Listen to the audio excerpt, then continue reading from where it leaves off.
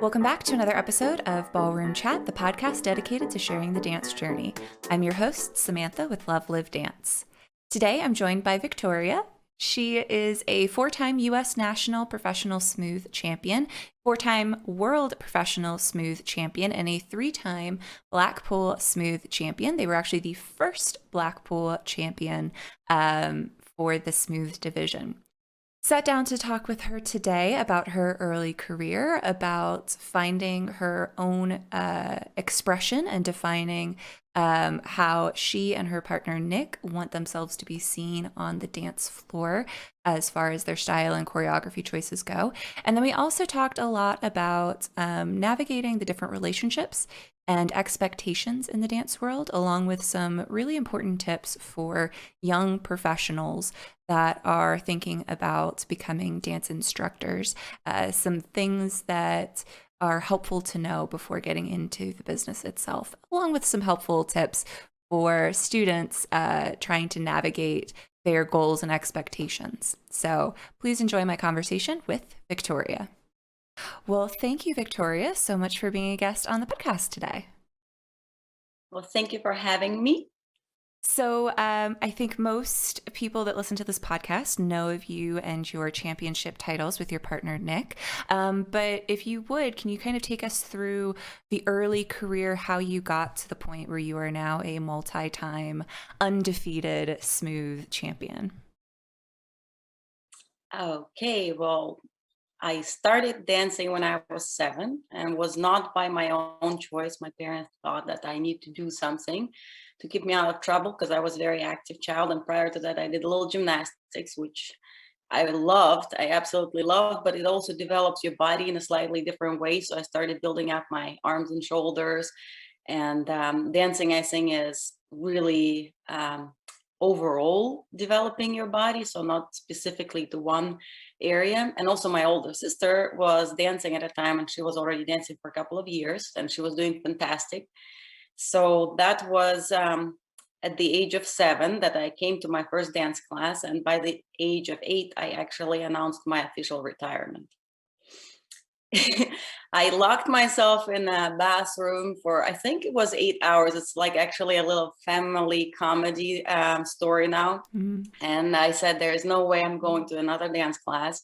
And I stayed there for 8 hours solid until my parents actually said, it's okay, you don't have to go to dance class. And the whole thing was is that at that age, I wanted to be active and I wanted to be star, and I was very independent. And the fact that I had another person in front of me and who was also a boy, and then also he wasn't as quick on picking up the steps or keeping the timing, it was frustrating for me. So I just didn't want to have anything to do with that. Now, in process, I did I went to tennis, I did a little soccer. So I was very active as a child, but then I think at around age 12, my sister was heading out to the dance competition in Italy. And I said, well, wait a minute, I want to go to Italy too. What's going on here? And my mom said, well, you're not dancing. So if you were dancing, you would be going to the same competition. And I said, okay, find me a partner. I'm ready. So it was literally over a period of 4 weeks. There was a boy that was available. We got into dancing together. We trained for 4 weeks. We went to that competition. We actually amazingly made a final in Latin dancing, not in ballroom. And that kind of how I got back into dancing. So a couple of years into that, I had a change of partner. I danced with a really great boy. We were placing well in ballroom. And by the time, so that was at 12. So I danced for about 5 years. So I think around the age 16, 17, right about the time when I graduated, I had to make a career choice and I went to study at the university. So yet again, I had to say goodbye to the dancing. So I took, I think, about an 8-year break. So between my dancing as a youth, and then I came back, I moved to the United States, I studied here, and then sort of made my way back into dancing. So I came back already at the age of 20 some and right into the professional division. And I mean, at the time, everybody was telling my partner, well, where'd you find this girl? What is going on? I mean, she's no good, right? And he Mm. said, you have to give her a chance. So he stuck with me and we sort of developed. And then that was my partner right before I got into the dancing with Nick. So he's given me a chance. I've proven that I can do better. And then, kind of on we went. And so 7 years ago, I started dancing with Nick. And the rest is history. Yeah. Yeah. kind of like that. So I can't say that my dance career was cloudless and I just was a prodigy child and like a superstar since I was a little kid. I actually had quite a lot of and frustration and kind of not so successful maybe in relating to my partners, so we had a little tension here and there, so it resulted in changing partners. And eventually, though, if you stick with it, it leads you to the right direction. So one thing that I realized when I came back into dancing when I was 20 is that I can't live without dance. And I have no idea what I was doing before that. And it was just like everything else went into the background.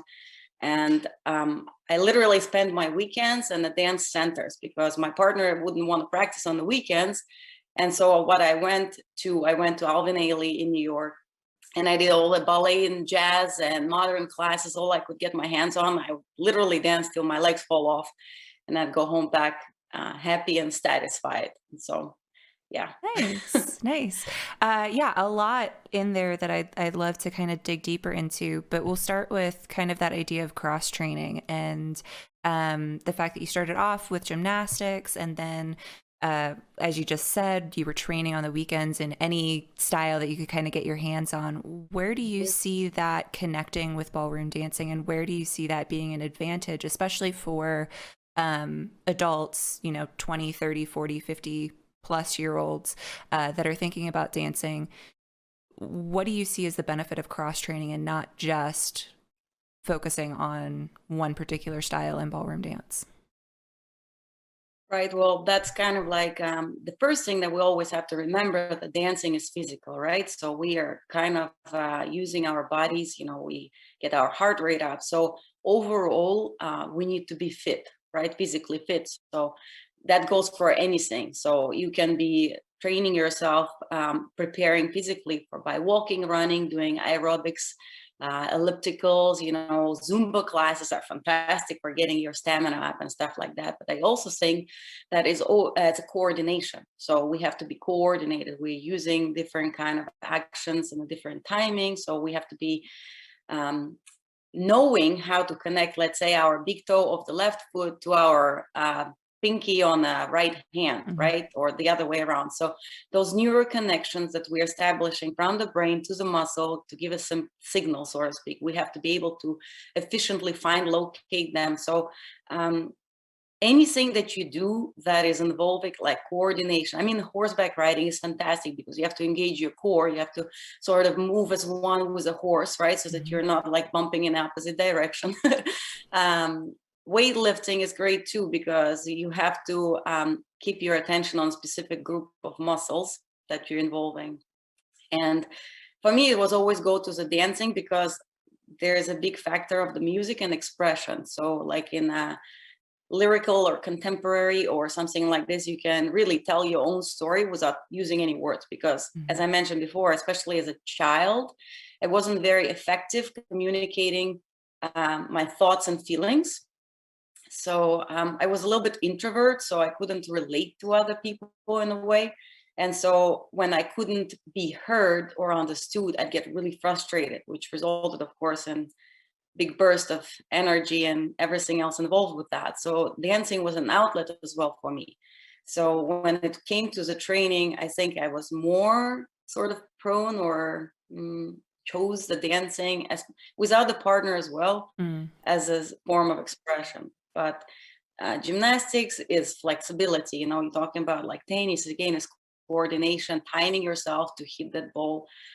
Anything that you do physical, I mean, I teach my students sometimes, I say, when you're reaching for a cup of coffee in the morning, right, and you're like reaching for your favorite mug on the shelf, okay, try to extend like your whole right side. So it becomes really your obsession, your thoughts. You do everything as a dancer, right? You I had the student one time who would be driving with his left elbow out the window, like almost as if he holding the frames, if he was trying not to touch the opening of the window in the car, because he was trying to perfection that hold. So I think there is a lot of that going on. Yeah, yeah. When you want to make something a priority, you start to see how everything else in your life can kind of fit in and tie into and kind of reinforce that. Um, the other thing that I kind of wanted to talk about a little bit is this idea that how should I put it? That strong, independent women come into ballroom dancing and suddenly feel horribly out of place and uncomfortable. And we have to kind of figure out how to reframe and re-narrate this idea of lead and follow and gentleman and lady. So obviously you kind of took that to task at 7, 8 years old. But but over the years, how have you kind of redefined the partnership element for your dancing, and how do you frame that for your students so that when someone walks into your studio, they don't feel like they have to give up their independence, they don't have to give up their sense of self in order to conform into this ballroom dancing world? Well, I try not to get stuck on the words or hung up on the words lead and follow, because actually, when we dig deeper into that, there is some element of the gentleman initiating the action, and then the lady sort of fulfills that or continues. But then, what happens? Gentleman actually follows his own lead. So it's not pure lead and follow. It's actually a conversation. So it's a ball that is rolling. And as a lady, I always tell my students, well, you have a lot of responsibilities. It's not that you put yourself into the position and then you just hold your nose to the left and that's it. You pretty much do nothing, just move your feet every so often. There's a lot of stuff that's going on in our own body, how we can interact with a gentleman. And like I mentioned before, the biggest subject here is that it is a conversation. So when the gentleman says hello and I say, well, hello, I say hello back, right? I can say it with flirtation. I can say it direct if I'm on a business meeting. Then he says, well, how are you? So this is my opportunity now to say how I am. So in dancing, I think of it as the conversation. So we exchanging these phrases, we exchanging the body actions. If you look at the fundamentals of drive, reach, swing, any of that, my body doesn't do anything different than the gentleman. So it's not fair to really separate myself and say, well, I'm just a lady in a dancing. Well, I do exactly the same thing, only I do it in a high heel, Mm-hmm. right? And then, of course, we have different styles. So for somebody who is maybe not so outgoing or so independent, they can fit well into the category of ballroom dancing, where it is a little bit more about the gentleman. Lady has a lot to say in there as well. I don't want to be kind of what we call that, rude, let's say, to the ladies that saying, oh, they're not doing anything. They're doing a lot. It's amazing how much their back muscles and their legs and their, the shape and the curve that they create. But for somebody who may be a little more outgoing, outspoken, more looking for more individualities, and they can choose between rhythm, Latin dancing, or smooth, because there is a lot more opportunity to express yourself because you are separating and opening, and then you have your solo pieces, and then choreography can be tailored. And then also the fact that there's so many different personalities in the dance industry, right? It's Mm-hmm. like what for me I found through all of my quitting and coming back and sort of retiring, locking myself in the bathroom, is that um, it's not anything wrong with you. It's just you have to find the right person who hears you right. So you found a great instructor and you understand exactly what he wants of you, and that's great. And maybe sometimes you're going into the lesson, there's a little bit tension. Well, it's an open box of chocolate. So perhaps there's somebody out there who will be a better fit for you, who will help you find and develop those better qualities. So for me, Nick was like um, a great find, because it helped me grow, it helped me mature, and helped me understand the delicate relationship in dancing, where you have to be in a way polite maybe, and like Mhm. flirty, and you still get what you want, and then it doesn't take away my strengths, it doesn't take away who I am. I'm still strong independent woman, but I can also now discover like more of the feminine side of it, and maybe find a more less of a bully way to ask for something, right, and Mhm. more of a delicate approach. So it is a relationship, it is a business relationship, it is communication, and there's a lot out there that there's a lot of different people that you can connect to and learn from. So Mhm. go Yeah. for it, look for that right person. Yeah, I like that analogy of a conversation. I use the same in my teaching because I do think it gives you permission to critically look at what kind of conversation you are having with your partner, whether it's a student-teacher relationship or whether it's, amateur or professional. You can kind of go to this with a sense of, okay, what is the tone that I'm getting from my partner when we're dancing? What is the tone that I'm giving my partner when we're dancing? Is this Hmm. something that I'm happy with? Is it something that I'm not happy with? Is it something that we can change and improve? Or is it something that I need to walk away from? And even with social dancing, I think that's kind of a great mentality to go into is like, I'm going to have a minute and a half conversation with this person on the dance floor. It can either be really fun and flirty and we can have, the 1 minute relationship, or I can walk away from it going, okay, I've learned something. Maybe I'm not going to dance with that person again. And that's completely okay. That's kind of one of the benefits of there being so much variety in the dance world, like you said, that you can kind of find those people, those clubs, those communities that you feel at home with and that you feel comfortable and supported by. Um, Something that I feel like that kind of leads really well into is a conversation that you had on a previous interview, which was kind of revolving around the fact that you and Nick were stepping into a new age in your kind of partnership in your relationship, and you wanted to define who you were in your own terms and what your style was and how it fit with you. So, could you talk a little bit about kind of the development of that process and where you guys are today? So with Nick and I, when we actually had our tryout, one of the I think we were both ready for this partnership. It was almost like everything that we did in life before that was kind of preparing us for it in some weird way. It's kind of like the stars aligned. And then um, when we came to the studio, one of these amazing things and the qualities that we both experienced is this elasticity and almost the breath. It's almost we understood each other from just, a thought. So I can't say that we worked on developing anything. I think we just allowed it to be and then sort of have a life of its own. And a lot of times when you, it's not like our road was bumpless, right? So we experiment and we experience. And most of the time it's really happening because um, you're trying to listen to the advice and you're trying to be a good student and you're trying to sort of um, go in that direction of the vision perhaps that somebody else might have for you, but every time that we took that, it wasn't ours, it wasn't our journey, and it would kind of like come back around and in some way to bite us back in our bottoms. Mm. So we had to backpedal and find our way into, okay, we hear the idea, how can we make it our own? Like, what is it that people want to see from us? So it was quite a journey. I think we went up and down, and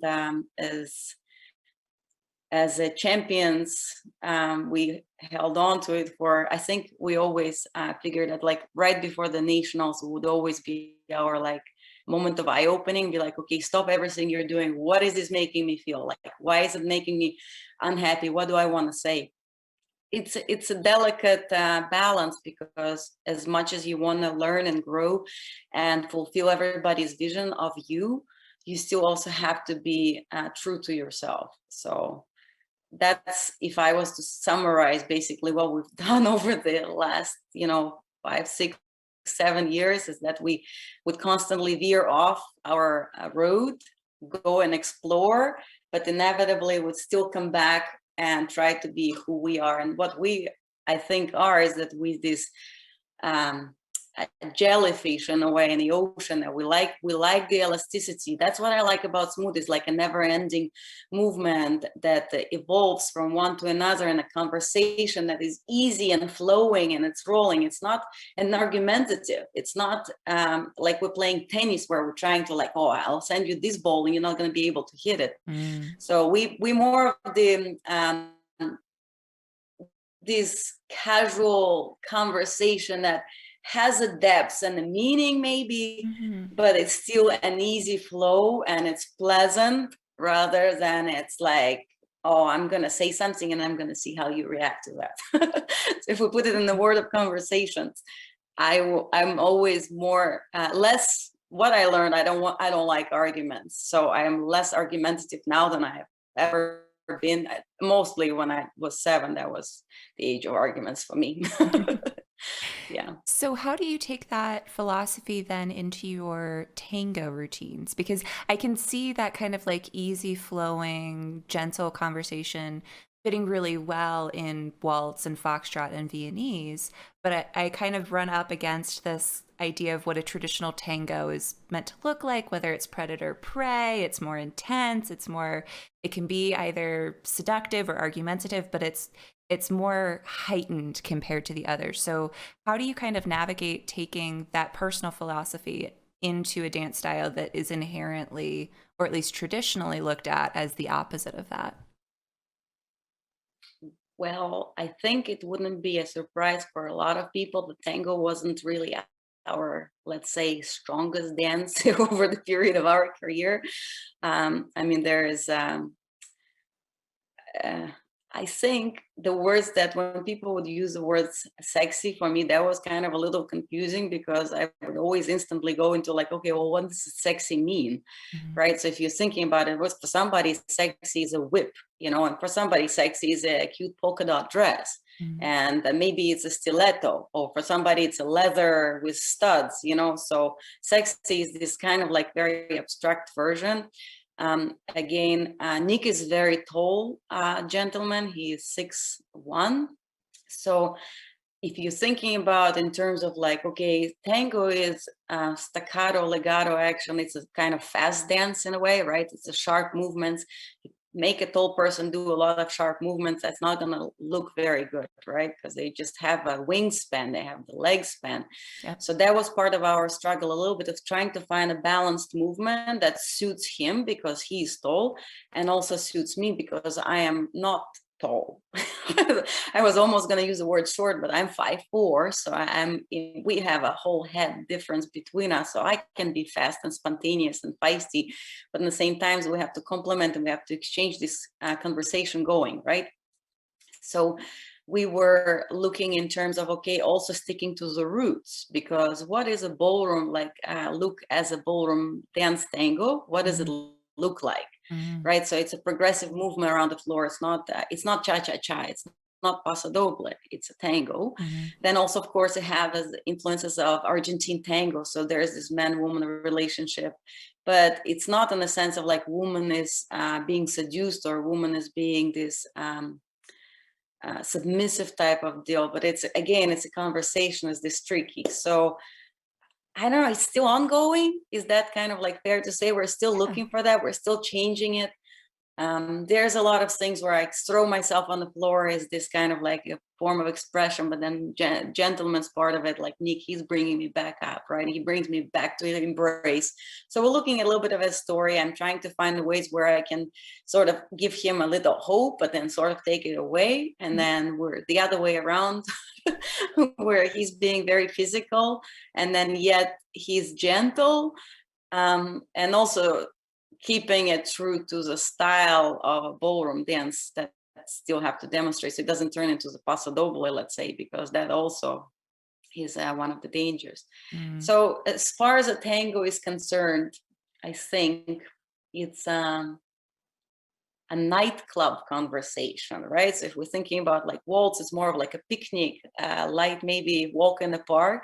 Mhm. Then tango will take us into like this bar where, you know, you see somebody, maybe you like them, maybe you don't like them, and there's the party going on around you. So that is where we trying to head with the tango. Is still ongoing process. I think I'll never be done with that dance because it's definitely not anything that I feel naturally. My dance is about feelings of love and sorrow, and it's not very much about intimacy, let's put it that way, like of this sex relationship. Mm. Yeah.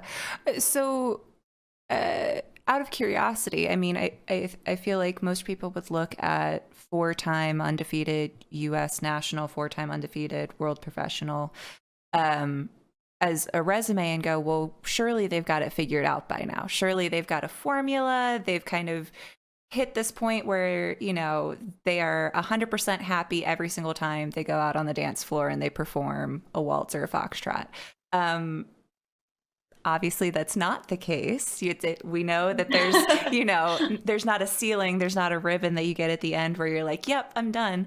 So how do you find, if you're willing to share, how do you find kind of that next thing that you want to work on, or that next piece that feels incomplete, and how do you kind of attack that between a very busy competitive schedule now that we're kind of getting back into the regular competition event cycle? Okay. So first I want to say that yes, definitely. I actually had asked the question of like how happy you are after the event, or how many times you think you were perfect for the competition. That's several of our coaches as well. And there's numerous champions who train us, and they all pretty much said that during the course of their career, they can count on one hand all the times that they felt like they delivered and it was perfect. And in the very same time, if you would ask their partner if that was also true feeling for them, then 99.9% of the time they would say no, that was not. So when Nick and I think about, like, I come off the floor and I say, well, I could have done any better. That was most perfect competition for me. I felt completely satisfied with everything I did. Nick would find like 20 other things that he would have done better, right? So that process doesn't end, it's ongoing. And we both are extreme perfectionists. So I have to say that you can think or say that what I set to do for this particular competition that I achieved, but when you look at the video, you're like, okay, well, there's another 10 things that I can put on the list right now. Mm. So we are never satisfied. So I don't know if there's going to be the end.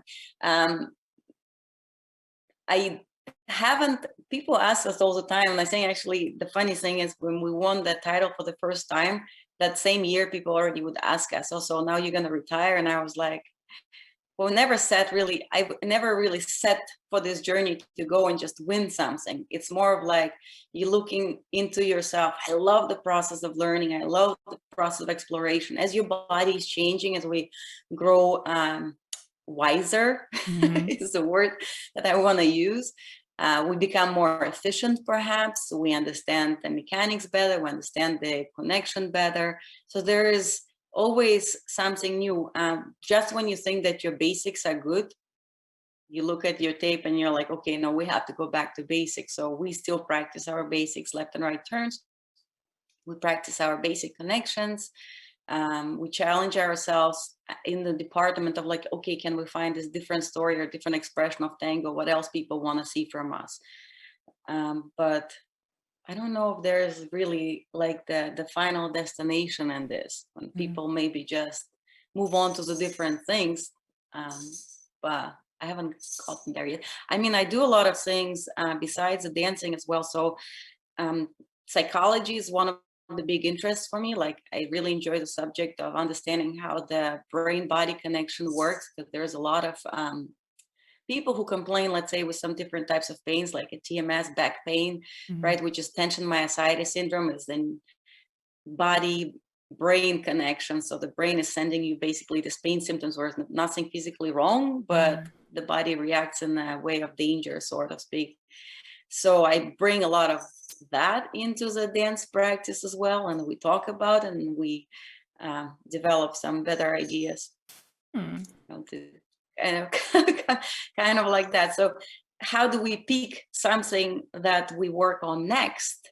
Um, we discuss it, and then we find the thing that bothers one of us the most. Like for Nick, would be he's very mechanical.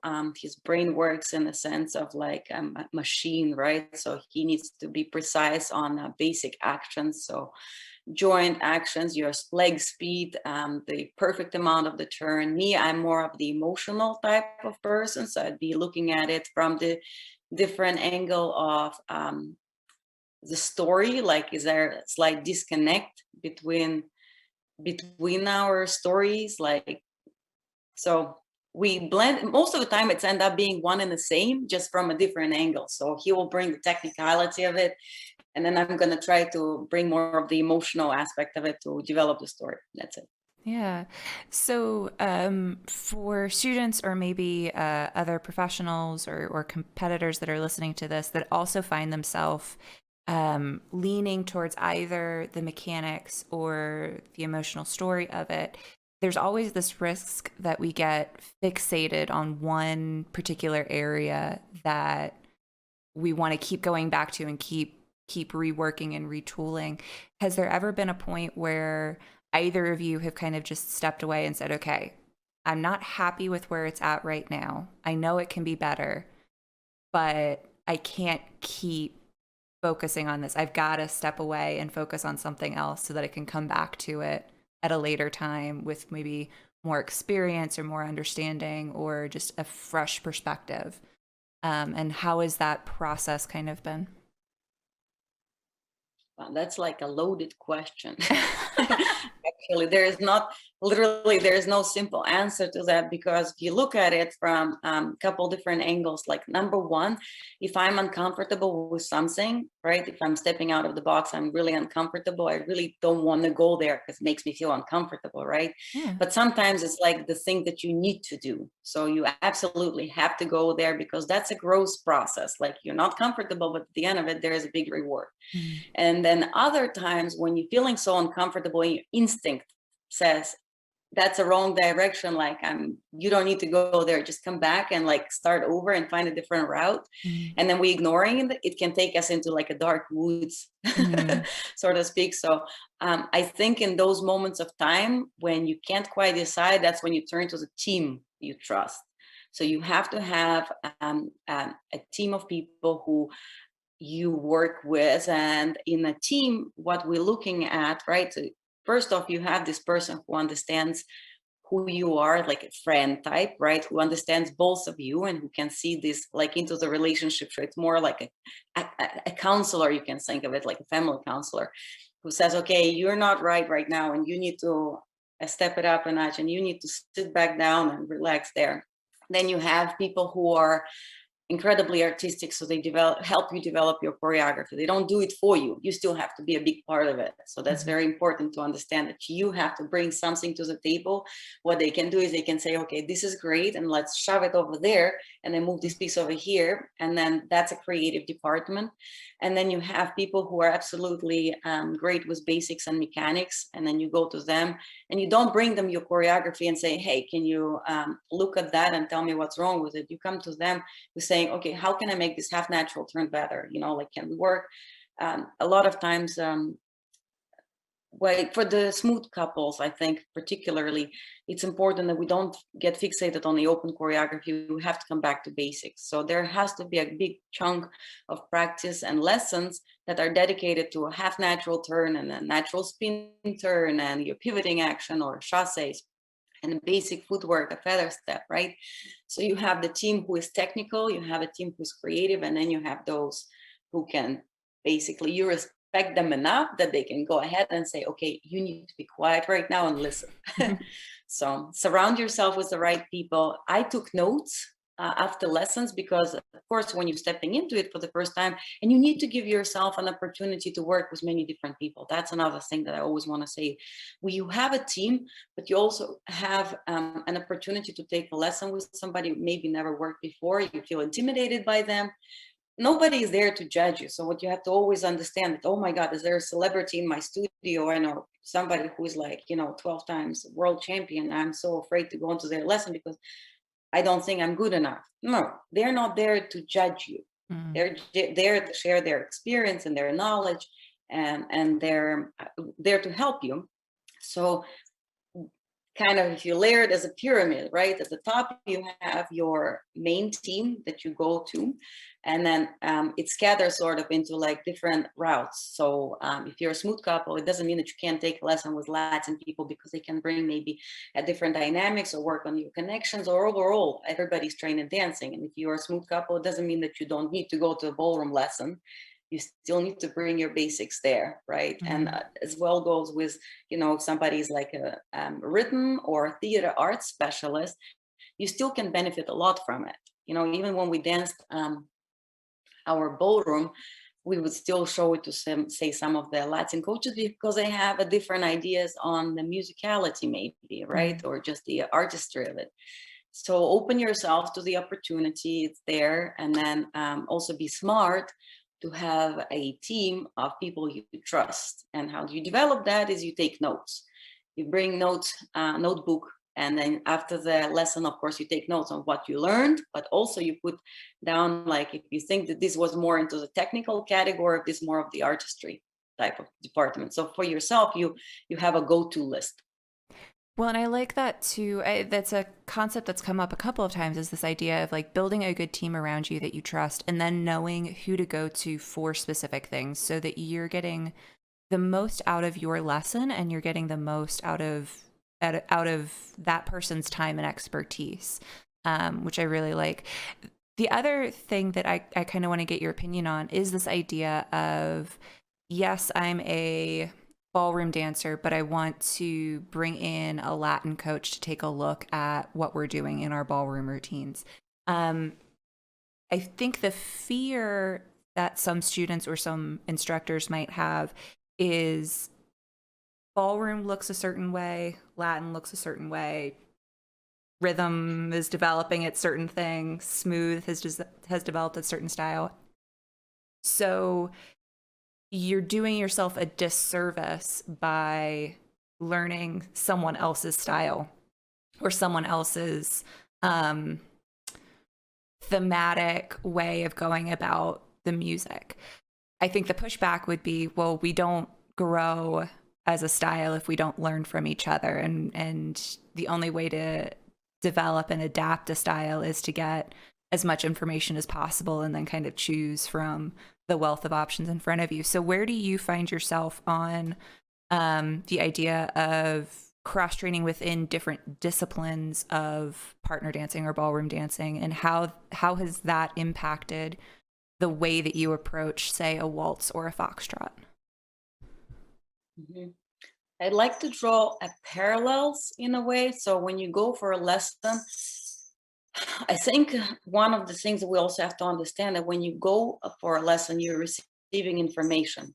That is not dictation. That does not mean that this is the only way you can do that, and that's how you have to do it. You're receiving a piece of information, that somebody's opinion, maybe somebody's experience, right? But then it's up to you how you're going to apply that. So for somebody who is a beginner student, you don't really need that output of, or like this input, sorry, of information, because you would learn specifically for the ballroom, right? Because there is a basic skills that you need to understand how we build it from the ground up. So like your footwork, your leg actions, your connection, what the frame look like, how we move together. So there's a very specific information that goes, let's say, to the ballroom, of like communicating through the common center that is actually located between us. Where in Latin, you'd be talking slightly differently, right? So at beginning stage, I think that you would stick with the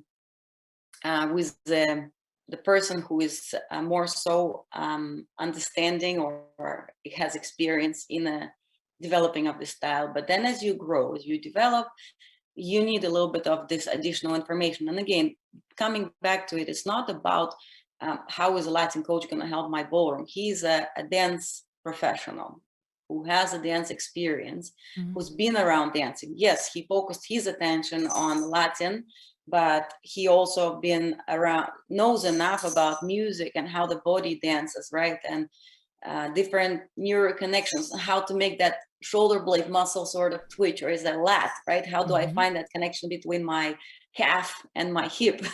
So that's when it starts developing. That's when you open it up. And I will repeat myself again, when you go for a lesson, you're receiving an information, not a dictation. Does not mean do it just like that. Again, you can't, sometimes the information comes when we're not ready for it. And if I didn't understand something on a lesson, I try to write some of the phrases, and I don't make them my own. I write, if I don't understand it, I don't make it my own. What I do is I write the words that the coach said, right? And then I put them in. Like, for example, years ago, I had this lesson with Olga Farapanova, right? Oh my goodness, it must have been like 15 or 20 years ago. And she said, go back to go forward. And I was like, what? Right? Mhm. I don't understand. We go back to go forward. And then I just put it in the book exactly in those words, right? And it's like maybe 2 or 3 years later, it clicked to me like what she actually meant when I was flipping through my notes again. Um, so that is the information that you're receiving. How you Mhm. apply it's going to be up to you. At the end of the day, you're still an artist of your own, right? And Mhm. it gets a little bit tricky when you're talking about pro-am relationship, Mhm. again, because when you're coming in, it's basically your student. So when you're looking at your teacher, he's somewhere over there, right? But it doesn't mean that it releases all the um, sort of responsibility from you. You still have to have the information. You, and if you didn't understand something, that's a great opportunity to ask the question, well, this is how I understood it, Mhm. right? Is that how you heard it as well, right? So this is a discussion. So at the end of the day, you're still a partnership. Yes, one of you is more experienced, but it doesn't mean that one talks and the other one listens all the time, Right. right? So we're coming back again to that conversation uh, with a pro-am gentleman, because I teach a gentleman as well. It gets even trickier because they look at you as a leader. You're the guru, right? You Mhm. know it all, type of thing. And then when they have to dance, they also stay in that submissive state. So it's a tricky balance between, okay, I try to remove myself and I say, now I'm not touching you. Now I'm talking to you as a teacher. Now I want you to hear this information. Now, as soon as I put my hands to you, I'm not a teacher, I'm your dance partner, and you need to lead me, right? Mhm. So I try to sort of teach this a physical touch when I'm touching. That means I am a follower, or I'm listening to what you got to say to me. And when I remove myself and I'm not touching you now, you need to listen because I have something valuable to say. So there is balance in that. Yeah, I like that kind of separation or that physical cue of when you're switching the different hats on, because that's certainly something that I've run into as well as a instructor of mainly pro-am gentlemen. It's a tough switch to make as to like, okay, when are you in the driver's seat versus when I need to impart information to you so that you understand how to best navigate us. Um, yeah. There's a delicate balance in that too. One thing that I was going to say, sort of kind of adding to that pro-am relationship, let's say with our gentlemen students, is that I am a physically strong lady, right? And I was, of course, I'm professional, so I move myself where I need to be. Mhm. But every so often we play this game. It's called Match My Energy. So what I do is I completely turn off myself and I say, I'm going to match what you're doing. Right. And there was one funny occasion that the music playing, right? And we connect with a hand, and then 30 seconds go by, we haven't moved anywhere. And then he looks at me, well, why aren't you going? And I said, well, aren't we like playing this game of match the energy? So if you haven't produced any energies, then I can't really match anything. So there we are still standing 30 seconds later into that place. So we have to be careful to remove ourselves sometimes, that we so accustomed to do our job right that we don't notice. So again, journaling or writing these things and making this plan. Okay, what haven't we done recently? Okay, let's play this game, match the energy, or let's talk about Mhm. mechanics today. Or today we're talking about lead and follow. So I'm doing only what you leading me, Mhm. right? So and that results in some funny situations of like falling to the floor, not in complete chaos, but still it gets a giggle. Yeah, yeah. I want to pick your brain on something because this is something that came up with a student a couple of weeks ago, and I wasn't sure exactly how to navigate it, which was this idea that switching to one of those games, switching to, I want to do an exercise to reinforce lead and follow. I want to put the ball in your court. I want to see if we strip away the routine, what do you feel comfortable leading and where your muscle memory is, where your technique is, if we get rid of all of the flashy choreography that we have for your routines. And my student found it very frustrating. They felt like they were suddenly dropped into the middle of the open ocean and they didn't have any sense of guidance or any sense of direction. So when you're working with a student and you start doing things like match your energy, or I'm going to, put a blindfold on and I just want you to lead me around the room, how do you introduce those concepts without leaving them feeling overwhelmed or frustrated? So English is my third language, I think. Third, yeah. I speak Russian and Latin before that. So English for me was something that I was thrown into, as you would say, into the ocean, right? And I came to the United States. I literally couldn't say my name is Victoria. So I think we first have to develop sort of a basic sentences, right? Before I can throw somebody into the ocean. So I had to learn, hello and I want, and then I need. Those are like the basic go-to sentences. And if somebody at that point of time would throw me into the Zoom interview and say, okay, now you need to communicate about your dance experience, I'd be so lost, I'd probably cry myself, right? So it's very important that as a teachers, as the instructors, that people come to us with sort of like the idea in mind that they want to float around the floor and just basically not think about it. It's not true. We have to establish a basic skill. So my students sometimes get lost on a dance floor, literally like something just went blank. I say, what do you go to? You go to the basic. If you feel like the left box turn or like just a reverse turn is the go-to for you, that's what you do, and you do it until you can come back and remember what it is you're doing. If not, then you just do it till the end of the melody. So we need to establish a very good understanding of the basics.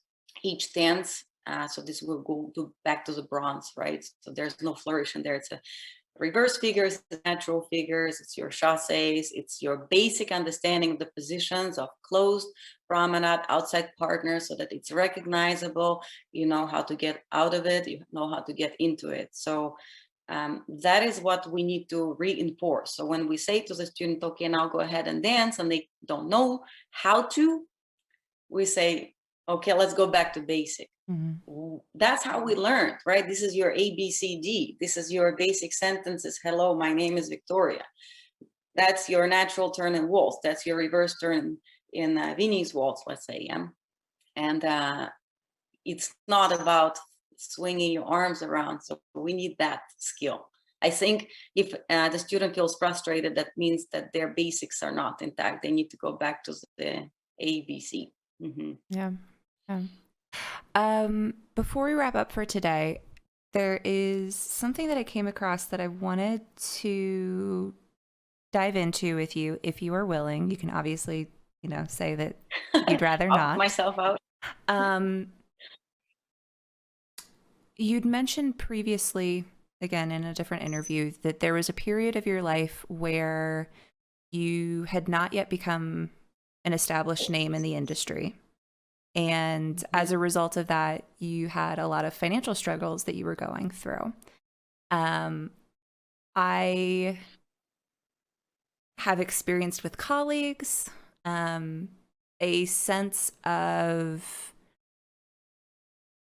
getting recruited on the fantasy of ballroom dance and not understanding the logistics of making it a viable career, and understanding how to look at it as both a sport and an art that we enjoy, but it is also, at the end of the day, a business and a way of surviving.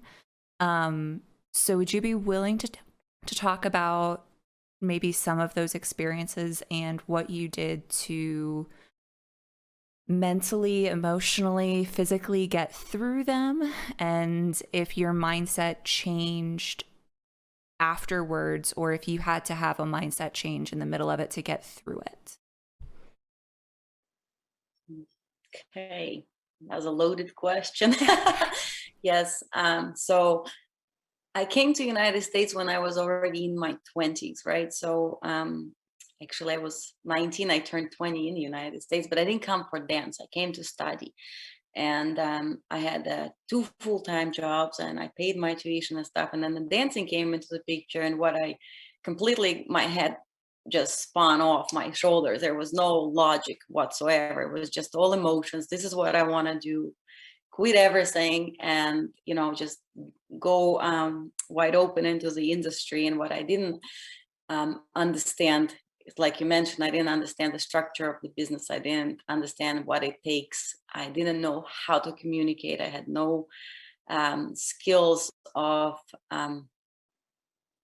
really continuing like, I was a great dancer, but I had no idea how to lead my student from point A to point B.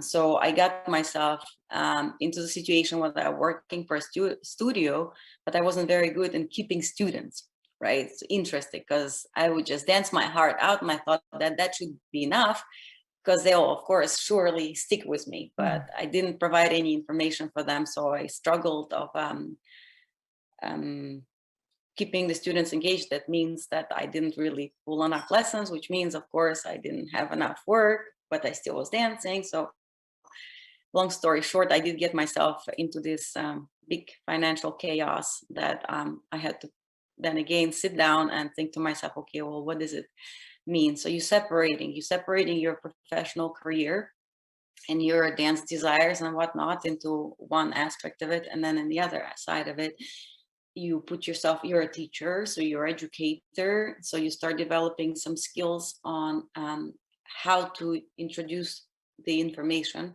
to a student. What is encouragement? Yes, so it's not just bump, bump, bump, bump information, but how do you break down the lessons? There's a lot of information on the internet about that. There's a lot of like lectures, there's peers in your studios that of course you can ask the questions. So I think the best advice would be here. So first off, before you jump into something, like you go and talk to the people who are already there. So give yourself a good, couple months to just put one foot maybe in there, but not both, right? Don't drop everything and run for it.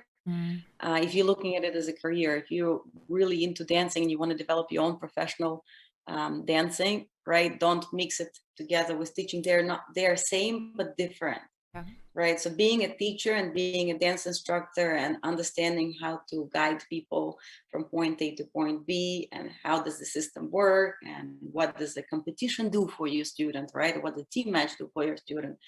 That is one side of it, and the other side of it is, of course, what you're wanting yourself, what is you're aspiring, where your heart belongs to. Take notes. I think the great thing is literature on the subject of psychology, of like how to make friends and how to keep friends, then how to start your own business, how to run a successful partnership. So educate yourself. That's, I think, what I would, if I look back at it and I think, okay, if I would meet my own self, 20-year-old, this wild child, so to speak, running around, I would sit myself down and I would say, here are the books. Yep. You don't have to read them all at once. Pick a chapter that you think is the most relevant to what you're experiencing and feeling right now. Organize yourself, right? Write a list of things that you're lacking and also the strengths that you have, and then working off of those. Yeah. So dancing is not for everybody. There is a lot of people who think that they like dance, but yes, they like dance for themselves. They don't really enjoy the contact with people. And what you have to understand is that when people come to you, you're taking them out of their comfort zone. They feel like their arms and legs don't listen to them. They're maybe a little too long for their body. They feel awkward. You have to be able to comfort them. And you have to be able to guide them. So you need to understand the biomechanics. You need to understand the emotional content of this. You need to understand the business aspect of it. right? Yeah. Education is the key ingredient in here. So people thinking coming into the dancing, all they have to do is just dance is wrong.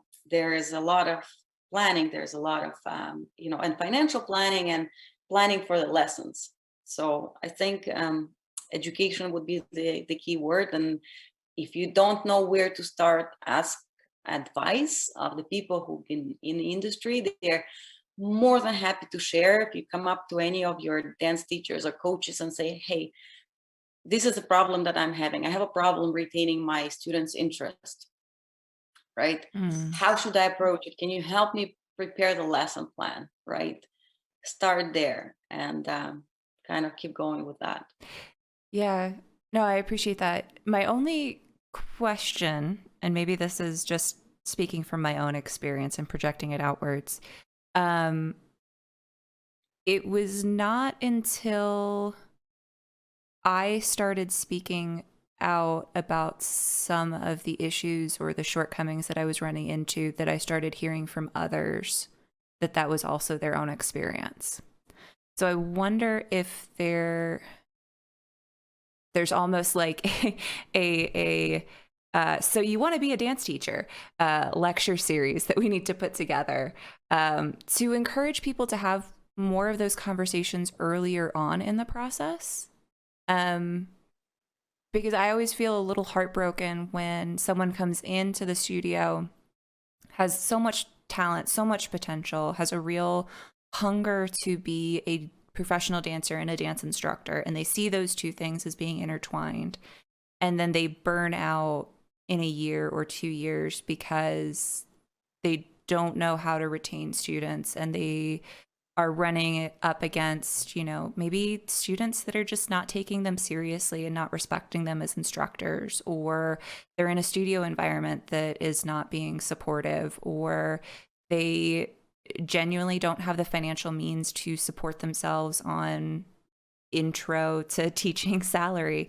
And you find out about it later and you're like, I had information I could have given to you if only you had asked. So is there a responsibility for the old guard to be like, hey, okay, we're so glad to have you, but this is what you need to know. This is what you're signing on to. Well, I feel like if somebody comes in into the studio and says, hey, I want to be a dance teacher, and the person who hires them for that particular studio, that's sort of their responsibility to train them. The tools are there, and then maybe assigning like a buddy teacher that could help and guide. But it's definitely not for everyone. I think a lot of people find themselves, frustrated and quitting later on, and burnout, as you mentioned, is because they came into it for their own gain. Like they wanted to dance, they think that dancing is fun, but really when you think about it, when you're teaching, you almost never, well, I mean, you have fun when you see your students succeed. Yeah. But dealing with the day-to-day frustrations, they come in, they're running late from like a business meeting, they are in front of you, but they're completely unprepared to do the dance lesson because they're still halfway in the meeting, right? So again, I'll come back to myself. It's really coming down to you growing up. It's a process, not only becoming a dance teacher, but you growing up and developing as an adult into the personality. So understanding, being and empathetic, right? Mm-hmm. The empathy is a big key ingredient here, and being attentive, right? Where you see the person in front of you, you see their eyes are running around, like you're reading their body language, they're not ready. Hey, how are you? Hey, how about a glass of water, right? Can we talk about what is bothering you today, or would you like to talk about what's bothering you? So finding this like just basic human relationship, not just, okay, here you are, let's go into the dance lesson, so here's your waltz step, and then they're not doing very well because they're just not there mentally. So then you're getting all upset. And most of the time when people get frustrated, really they don't get frustrated with the student, they get frustrated with themselves Mm-hmm. because they think they're not good enough teacher to deliver it. Well, maybe it's not about you as a teacher. Maybe it's just the fact that you didn't take time to say, hey, how are you? Are you okay? I see you're a little stressed out, right? Let's have a glass of water. How about we'll take it easy today? Today we'll just review your pattern. We're not going to break anything, take their mind off things. And that is with any job. You're a barista in a Starbucks, you're going to run into the same problems. Maybe you really like coffee, but do you really want to see yourself as a barista in a Starbucks or whatever other coffee shop, right? And with doctors too, I have a friend who went through medical school, studied for like 8 years, and decided it's not for him, right? Because he just doesn't want, he really is into the science, but he doesn't really like hearing complaining people all day long, right? So there you are. So it's not for everybody.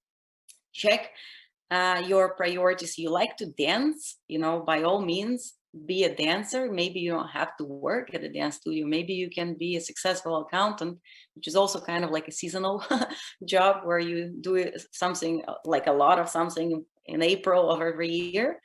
And then you can spend your time, coming to the classes and dancing. So check your priorities, check what is true inside of it. Like, is that really what you want? Understand it, study it. I think unfortunately we don't have a school that prepares a dance teachers. Like pretty much anybody can just today decide that I want to be a dance teacher and we go for it. Right. Yep. And that is one of the things that is lacking currently. I think if we want to push the industry to the next level, there has to be a stricter certification. There has to be a school where teaching people how to communicate. There has to be ethics that has to be discussed, with these people in front of you are well accomplished, successful people. And yes, they come to you as a student, but it does not mean that you can look at them sort of down on like, oh my God, you can't do the box step. What is wrong with you? Right. So there is not a simple answer to that kind of question. I see somebody who is really struggling, who really wants and takes a great care of their students, and I hear something on their lesson that perhaps I don't necessarily agree with, or I thought was harsh, right? Or maybe not entirely correct information. I would come up and say, hey, do you mind? Well, would you like to speak a few minutes? Do you want a little help? You can inquire like a grown up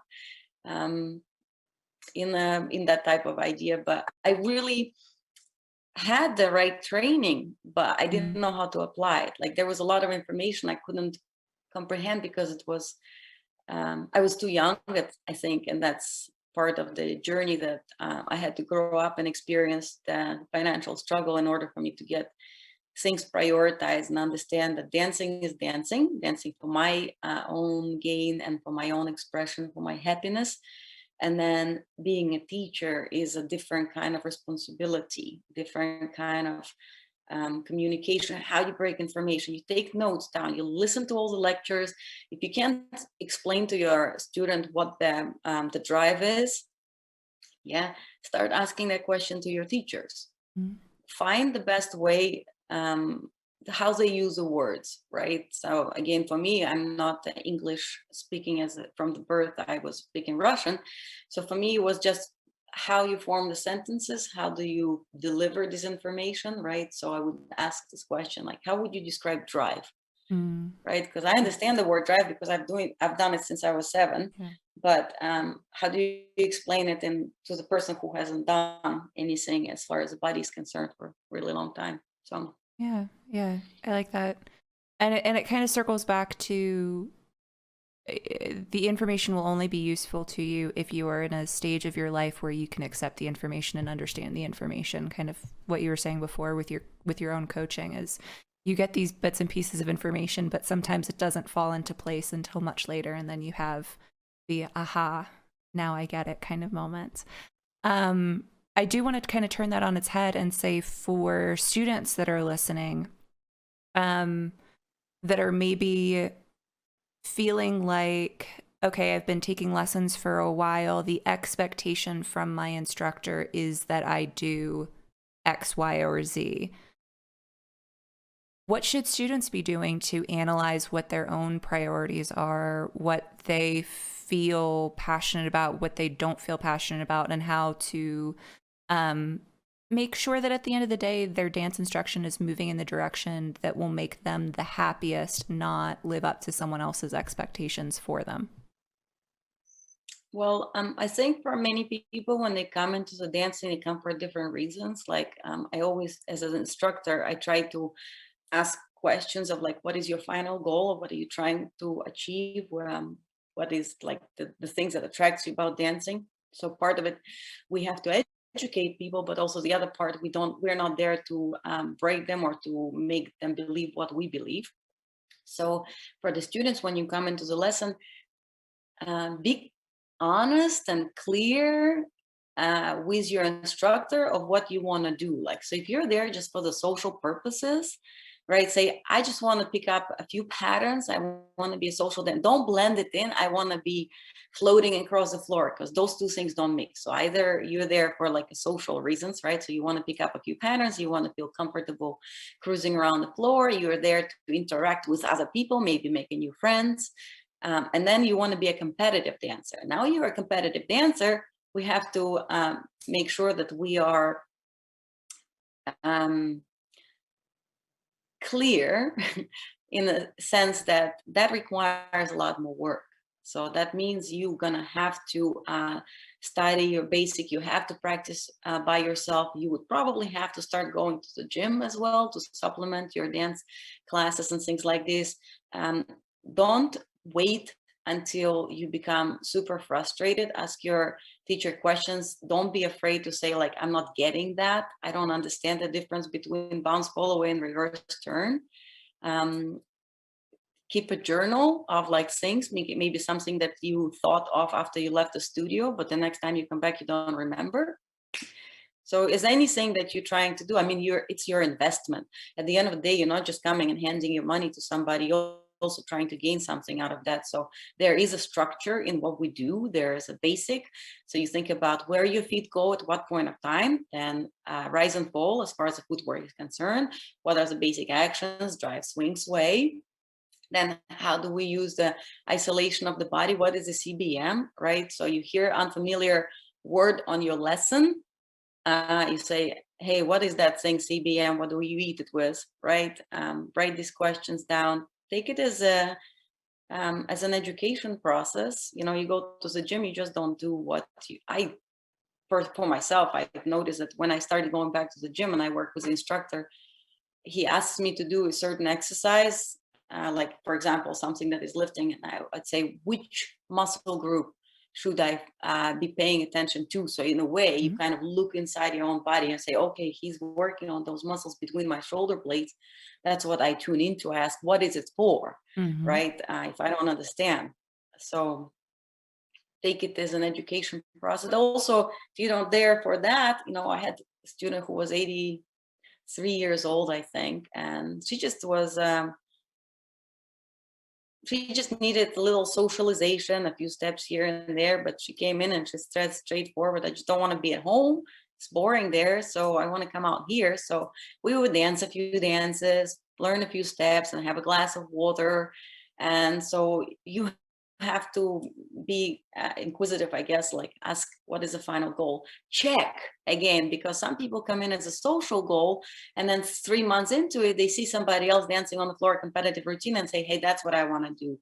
So every so often, circle back around, ask them, hey, is your goal still that? Because I noticed you changed it a little bit. You know, you maybe feel a little agitated on your lessons. What is going on? Is that because you're seeing something different and you want to change the goal? Yeah.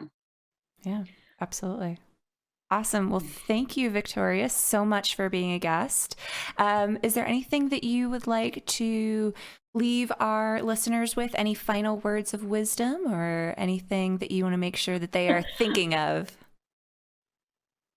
I don't really. I think I shared all of my wisdom. I love dance. I would love to see more people dancing. I want to see more people expressing themselves and less struggle in the process involved.